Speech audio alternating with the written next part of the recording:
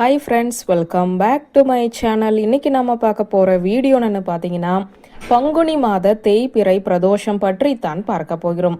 நாளைய தினம் 27/3/2025 வியாழக்கிழமை பங்குனி மாதத்தின் தேய்பிறை பிரதோஷமானது வர இருக்கிறது. இதை குருவார பிரதோஷம் என்று சொல்லுவார்கள். ஜாதக கட்டத்தில் குரு சரியில்லை, திருமணம் நடக்கவில்லை, குழந்தை பாக்கியமும் இல்லை, பணத்திற்காக கஷ்டப்படுகிறீர்கள் என்றால் நாளைய தினம் கட்டாயமாக கோவிலுக்கு சென்று பிரதோஷ நேரத்தில் சிவபெருமானை வழிபாடு செய்ய வேண்டும். குரு திசை நடப்பவர்கள் நாளைய தினம் கட்டாயமாக சிவன் கோவிலுக்கு சென்று பிரதோஷ நேரத்தில் கண்டிப்பாக சிவனை வழிபடுங்கள். அதே போல இப்போது தேர்வு எழுதி கொண்டிருக்கும் மாணவர்களும் நாளைய தினம் சிவன் கோவிலுக்கு சென்று சிவபெருமானை வழிபாடு செய்து பிரதோஷ நேரத்தில் தட்சிணாமூர்த்தியையும் வழிபாடு செய்ய வேண்டும். இவை அனைத்தும் எல்லோருக்குமே பொதுப்படையாக மிக மிக நல்ல பலனை கொடுக்கும் வழிகாட்டு முறைகள். நாளைய தினம் தவறாமல் செய்துவிடுங்கள். பங்குனி மாதம் வெயில் மிக மிக அதிகமாக இருக்கிறது. இந்த மாதத்தில் நீங்கள் செய்ய வேண்டிய ஒரு எளிமையான தானம் உள்ளது. அந்த தானத்தை இந்த பிரதோஷ நாளில் செய்தால் பல்லாயிரம் மடங்கு பலன் நமக்கு கூடுதலாகவே கிடைக்கும். நாளைய தினம் மதிய நேரத்தில் உங்களால் முடிந்த அளவு தயிர் சாதம், நீர்மோர், தண்ணீர் பாட்டில் இந்த 3 பொருட்களை வாங்கி முடியாதவர்களுக்கு, இயலாதவர்களுக்கு, ஏழை எளியவர்களுக்கு தானமாக கொடுக்கலாம். இதை நீங்கள் கோவிலில் சென்றுதான் தானம் செய்ய வேண்டும் என்ற அவசியம் கூட இல்லை.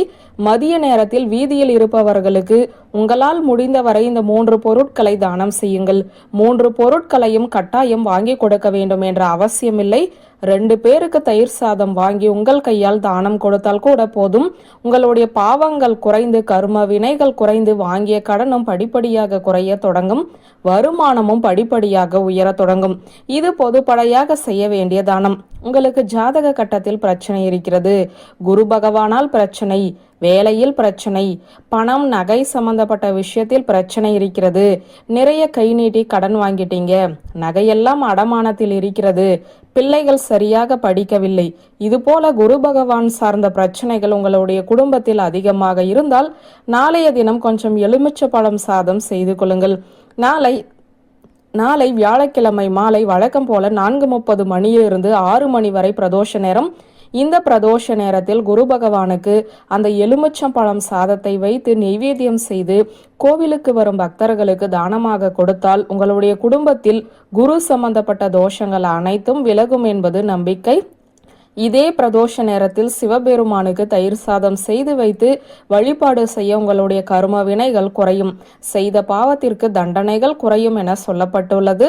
நாளைய தினம் இப்போது சொன்ன இந்த ஆன்மீகம் சார்ந்த எளிய பரிகாரங்கள் உங்களுக்கு நிச்சயம் பயனுள்ளபடி அமையும் என்ற தகவலை சொல்லி இந்த வீடியோவை நிறைவு செய்கிறேன். நன்றி, வணக்கம்.